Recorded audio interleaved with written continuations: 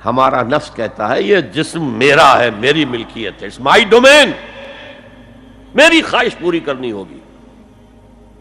جیسے اس نے کہا میں نہیں جانتا کوئی خدا ہے میرے سوا اور میرے اوپر، میں نہیں مانتا. نفس بھی کہتا میں نہیں ماننے کو تیار، کیا حلال ہے کیا حرام ہے، کیا جائز ہے کیا ناجائز، میری خواہش پوری کرو.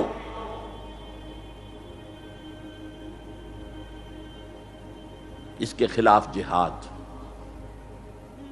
یہ پہلی منزل کا جہاد ہے. اور آپ کو معلوم ہے 3 منزلہ عمارت ہے تو بلند ترین تو ہے تیسری منزل، اہم ترین ہے پہلی منزل. پہلی منزل بنے گی تو دوسری بنے گی، دوسری ہوگی تو تیسری بنے گی نا. پہلی منزل یہ ہے اور اہم ترین یہ ہے.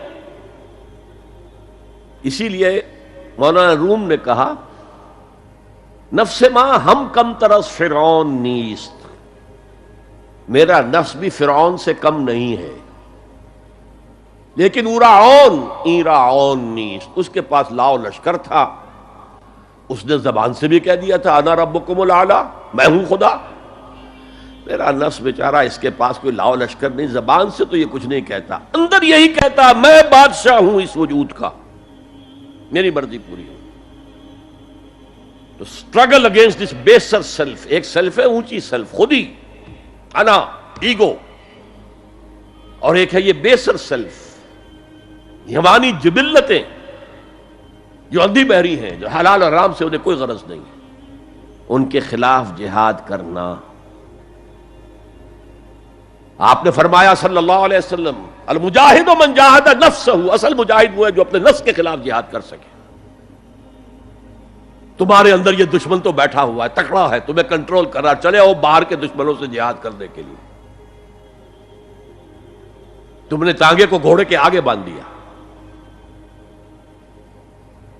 اور ایک دفعہ حضور سے پوچھا گیا ای الجہاد افضل یا رسول اللہ، اے اللہ کے رسول سب سے افضل جہاد کون سا ہے؟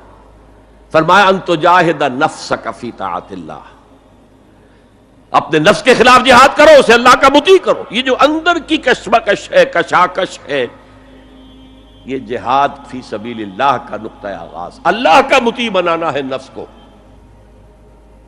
اس کے ساتھ 2 سب لیول اور ہیں. اس نفس کو بھڑکانے والی ایک قوت ہے انویزیبل، اور ویزیبل بھی ہے. انویزیبل قوت سب سے بڑی ابلیس، شیطان لعین، اور اس کے چیلے چانٹے جنات میں سے. اور ویزیبل میں انسانوں میں جو اس کے ایجنٹ ہیں، جو فحاشی کو کلچر کا نام دے، یہ اس ابلیس کے چیلے ہیں. ان کے خلاف جہاد نہیں کریں گے آپ.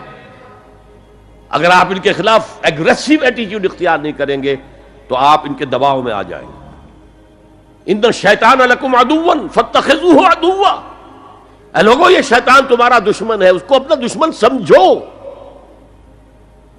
وہ تمہیں سبز باغ دکھاتا ہے، بدی کو مزین کر کے دکھاتا ہے، اچھے اچھے نام اس کے رکھ دیتا ہے، اور تمہیں آمادہ کرتا ہے بدی کے ارتکاب پر. نہیں، وہ تمہارا دشمن ہے. افتتخذونہ وذریتہ اولیاء من دونی، تم مجھے چھوڑ کر اسے اور اس کے چیلے چانٹوں کو تم اپنا دوست بناتے ہو. نہیں، شیطان کے خلاف جنگ کرو. اور تیسرا اس پر سب لیول کیا ہے؟ معاشرہ اگر بگڑا ہوا ہے، اس کا عمومی رجحان برائی کی طرف ہے، تو سوشل پریشرز آپ کو ادھر دھکیلتے ہیں. جیسے کہ اگر کوئی موب جا رہا ہے تو اس کے ساتھ چلنا تو بہت آسان ہے، وہ خود ہی آپ کو دھکیلتا ہوا لے جائے گا. اس کے خلاف چلنا بہت مشکل کام. ہو سکتا ہے آپ بڑی زور لگا کے 4 قدم آگے بڑھیں، پھر کوئی ریلا آئے 10 قدم پیچھے لے جائے.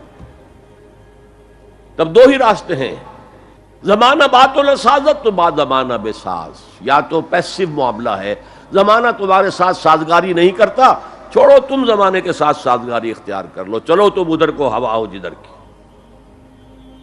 ایک یہ ہے کہ نہیں، زمانہ بات و سازت تو بعد زمانہ ستیس، زمانہ اگر تمہارے ساتھ سازگاری نہیں کر رہا تو زمانے سے جنگ کرو، لڑو، ریزسٹ کرو۔ تو 3 جہاد ہو گئے فرسٹ لیول کے، 3 سب لیولز۔ نفس امارہ، اڈ، لیبیڈو، نفس حیوانی کے خلاف جہاد،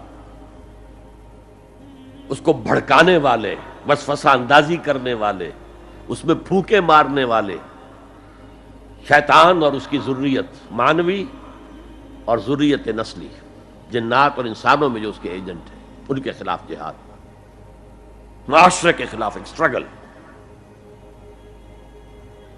اب یہ 3 جہاد آپ نے کر لیے، اللہ توفیق دے ہم میں سے ہر ایک کو، تو اب یہ جہاد آپ کے جسم سے باہر نکلے گا، خارج میں آئے گا۔ دوسری منزل ہے نظریاتی تصادم۔ اگر آپ نے ایمان کا نظریہ اختیار کیا ہے تو الحاد کا نظریہ رکھنے والے بھی موجود ہیں۔ آپ نے توحید کے نظریے کو اختیار کیا ہے تو مشرکانہ عقائد رکھنے والے بھی موجود ہیں۔ They are bound to resist.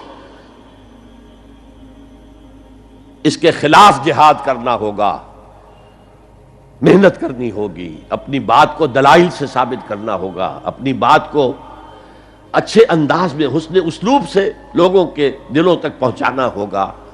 ظاہر بات ہے وقت لگے گا، جان کھپے گی، اور اگر آپ انتہائی سنسیئر ہیں یہ آپ کا ایک لائف لانگ اور ہول ٹائم جو ہے آپ کی انگیجمنٹ ہوگی ہے۔ اینڈ ٹائم از منی۔ جہاد بالمال، جہاد بالنفس۔